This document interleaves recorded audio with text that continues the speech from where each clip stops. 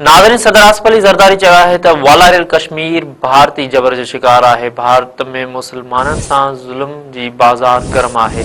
गिलगित में गिलगित बल्तिस्तान जे आज़ादी ॾिहाड़े जी तक़रीब ख़िताब कंदे सदर आसिफ अली ज़रदारी चयो आहे त गिलगित बल्तिस्तान जे अवाम जी बहादुरीअ खे विसारे नथो सघिजे। गिलगित जी आज़ादीअ जी जंग में शहीद थियलनि खे सलाम पेश करियां थो। सदर आसिफ अली ज़रदारी वधीक चयो आहे त गिलगित बल्तिस्तान में समाजी तरक्की अणटड़ आहे। गिलगित बल्तिस्तान जे पंहिंजे एयरलाइन ऐं हर वादी में स्कूल हुजणु घुरिजे।